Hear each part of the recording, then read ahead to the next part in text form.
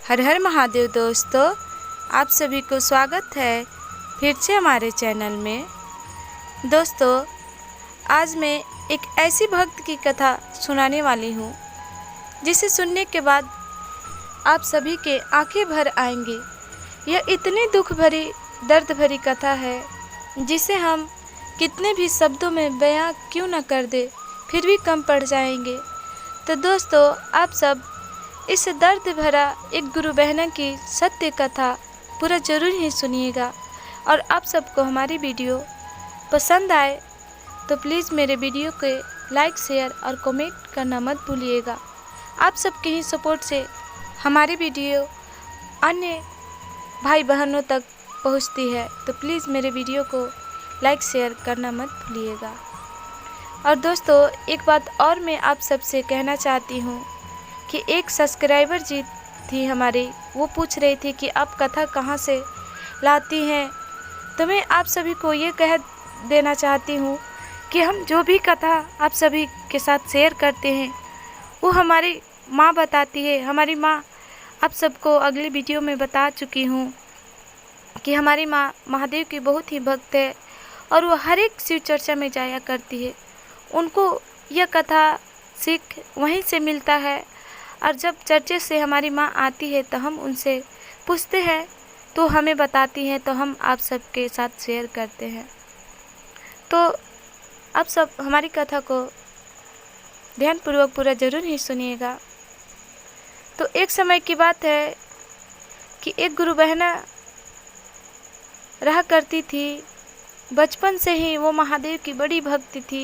पूजा पाठ अर्चना में कोई कसर नहीं छोड़ती थी।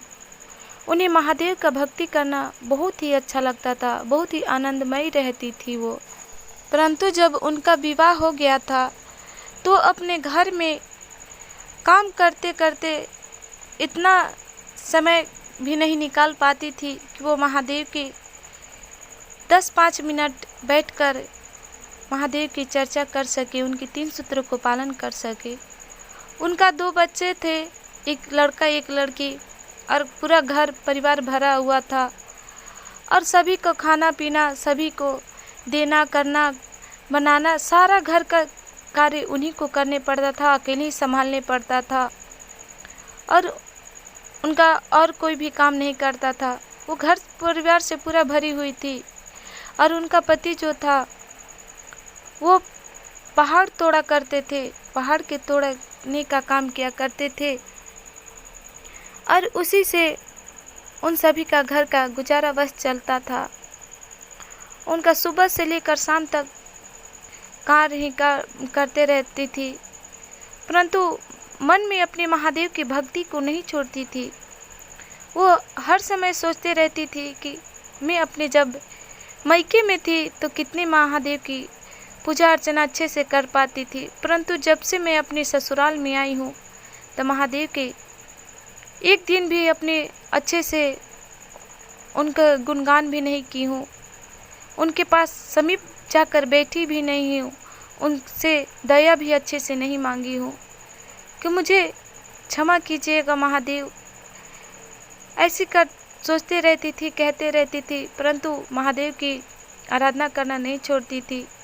भले ही शिव चर्चा में नहीं जाती थी, महादेव के समीप जाकर बैठ के पूजा नहीं करती थी, परंतु मन ही मन महादेव की भक्ति में हर काम करते समय लीन रहती थी।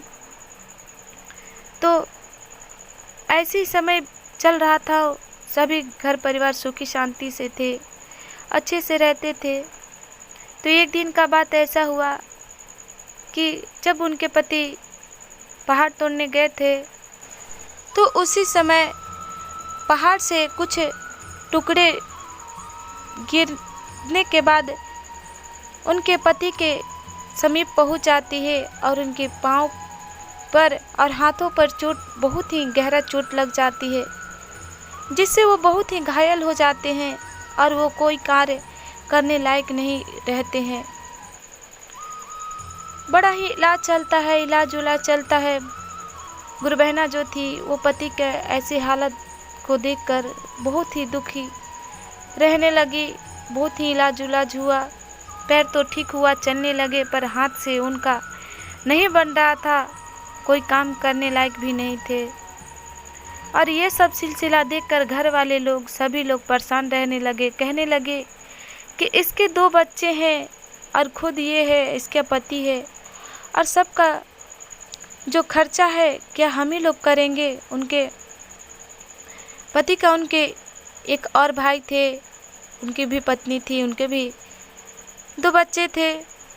तो भाई और भाई के लिए कलहन होने लगा, कहने लगे कि वो बैठकर खाएगा उसके बच्चे के, उसके बीवी को, मैं अकेले ही काम करके सभी को खिलाऊंगा, कि हमसे ये नहीं होगा और हम नहीं करेंगे। तो ये सब तानाशाही सुनते सुनते गुरु बहना बहुत ही ये हो जाती है, और उनके पति भी फिर उन सभी परिवार को अलग कर देते हैं। उनके भाई, जो बड़े भाई होते हैं, गुरु बहना को अलग कर देते हैं। वो अलग रहने लगते हैं, कहने लगते हैं उन लोग कि जब काम करने नहीं जा रहा है तो अलग जब रहेगा, परवस्ती पूरा परिवार को चलानी पड़ेगा, तो खुद ही कुछ ना कुछ करेगा, भीख मांग कर खिलाए या जो भी कुछ करके खिलाए, जब अपने पर पड़ेगा तो वो खुद ही खिलाएगा। तो उन्हें अलग कर देते हैं और गुरु बहना बहुत ही दुखी रहने लगती हैं कि हे महादेव, हमारे ऊपर ये कौन सी घड़ी आई है, कौन सी परिस्थिति आई है, आप हमें इस संकट से उबार कीजिए महादेव। बहुत ही वो चिंतित रहने लगी, महादेव से गुहार लगाने लगी। तभी उनके मन में ख्याल आया और वो पति से अपने कहने लगी कि अब मैं पत्थर तोड़ने जा रही हूँ, कि हमारा और कोई तो काम नहीं है, अब हमारा जो काम है वही हम अब काम करने जा रहे हैं। तो उनके पति कहते हैं कि प्रिय, तुमसे तो नहीं हो पाएगा, कि तुम इतनी नाजुक हो, घर की सारा कार्य करने वाली हो, इतनी तेज दोपहर में हथौड़े को पकड़ के गिट्टी कैसे फोड़ोगी, तुम्हारे हाथ में छाले पड़ जाएंगे। तब गुरु बहना कहती हैं अपने पति से कि अगर हम काम नहीं करेंगे तो हमारे 2 बच्चे हैं, हम हैं, आप हैं, तो हमारे घर का कैसे चलेगा, पालन पोषण कैसे होगा, सारे लोग भूखे ही मर जाएंगे। हम सब तो भूख कब तक बर्दाश्त करेंगे और कब तक हम सब से भूख बर्दाश्त होगा। तो पति भी मजबूर थे उनके, वो फिर कुछ नहीं कह पाते हैं और गुरु बहना पत्थर तोड़ने के लिए चली जाती हैं। जहाँ उनके पति हाथ तोड़ के पत्थर लाया करते थे और 10 लोग वहाँ पर मजदूर खटा करते थे, तब वो सारे काम बंद हो गए थे। जो पत्थर रखा हुआ था तोड़ने के लिए, वो गुरु बहना स्वयं अब खुद ही जाकर तोड़ने लगी।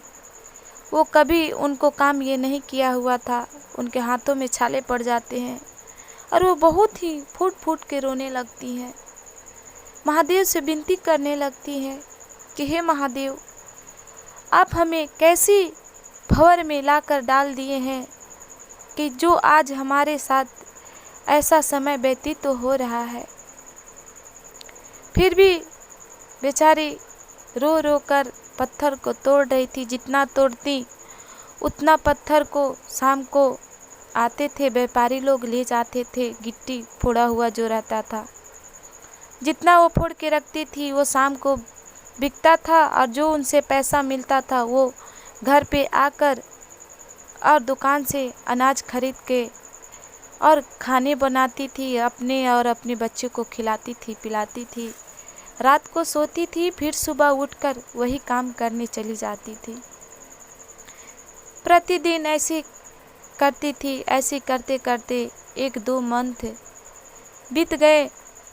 तो एक दिन का बात ऐसा हुआ कि जब गुरु बहना पत्थर को फोड़ रही थी, तभी पत्थर फोड़ते ही समय ही उसी पत्थर से एक शिवलिंग का आकार का पत्थर निकल पड़ता है।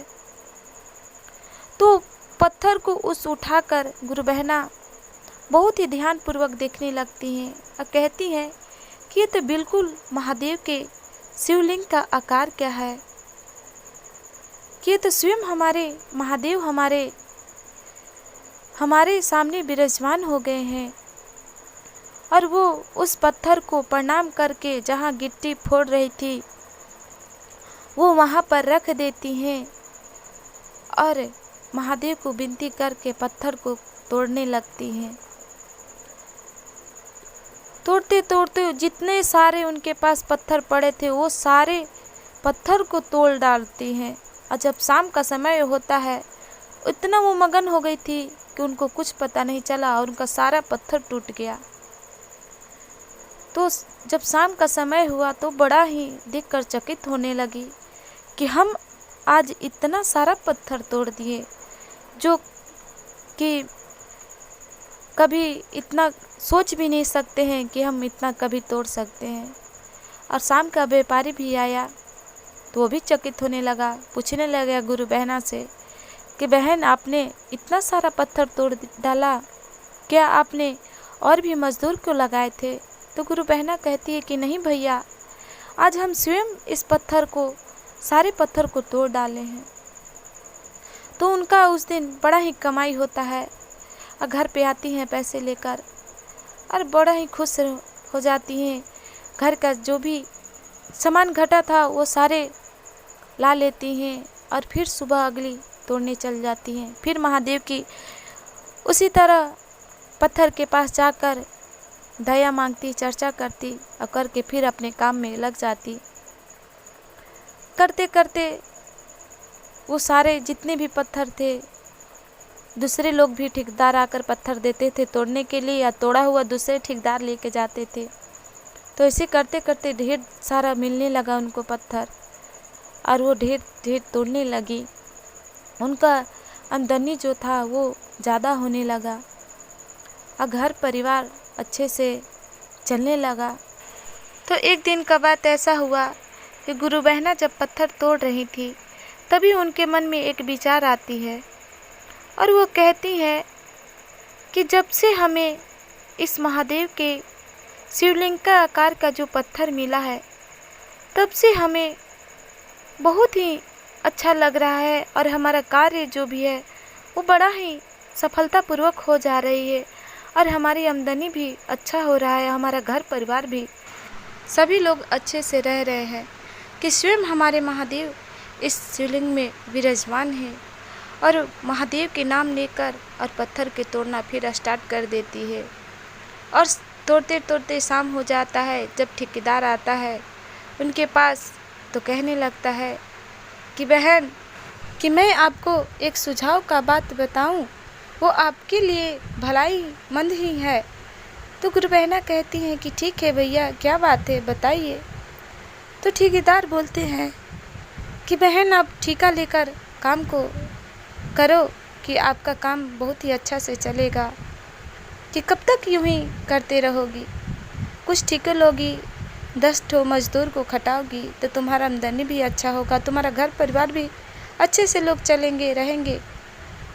तो गुरु बहना कहती है कि भैया, आपका बात तो बिल्कुल ठीक है। तो ठेकेदार कहते हैं कि ठीक है बहन, मैं कल ही आपको बहुत सारे पत्थर ला कर दे दूँगा, तुम ठेका ले लो। उस ठेके के आधार पर तुम मजदूर लगाकर गिट्टी को फोड़वाना और तुम्हारा कार्य भी अच्छा से चलेगा, और लो कुछ पैसे मैं तुम्हें एडवांस में दे देता हूँ। तो उस पैसे को लेकर गुरु बहना बहुत ही खुश हो जाती है और वो फिर अपने घर जाती हैं और अपने पति से बताती है, कुशलतापूर्वक सारी बातों को बताती है। घर परिवार सारे लोग बहुत ही खुश हो जाते हैं। तभी गुरु बहना कहती हैं अपने पति से कि महादेव की दया से अब हमारे घर में किसी भी प्रकार की कोई कमी नहीं है, कि क्यों ना हम जो पैसा हमें एडवांस में मिला है उसी पैसे से हम महादेव की एक छोटी सा आराधना करवाएं अपने घर में, कि हमारे घर परिवार में और भी सुख शांति दुख दूर हो जाएंगे, सुख शांति वैभव भरे रहेंगे। तो उनके पति बोलते हैं गुरु बहना के कि ठीक है, तुम अगली सुबह ही महादेव की चर्चा करा लो। तो उसी समय गुरु बहना सारे गांव में जाकर कह देती हैं कि कल हमारे घर चर्चा रखा गया है, आप सभी आ जाइएगा।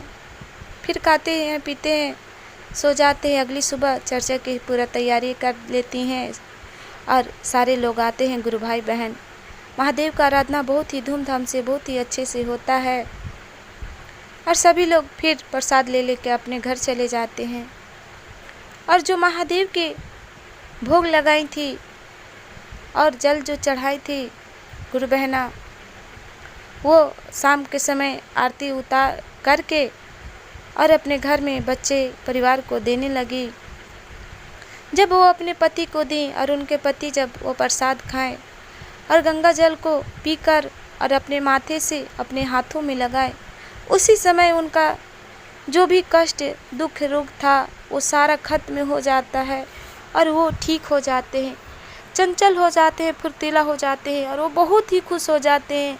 अपने दोनों बच्चे को गोद में ले लेते हैं और अपनी पत्नी से कहने लगते हैं कि देखो प्रिय, तुम्हारे कारण आज मैं ठीक हो गया हूँ, कि अब मेरा हाथ पांव दोनों अच्छे से काम करने लगे हैं, कि अब तुम्हें काम करने जाने के लिए कोई ज़रूरत नहीं है। कल से मैं ठेकेदारी का काम स्वयं ही संभालूंगा। तुम्हारे महादेव की दया से और तुम्हारी कृपा से आज मैं बहुत ही अच्छा फील कर रहा हूँ और हम बहुत ही अच्छे हो गए हैं, बहुत ही ठीक हो गए हैं।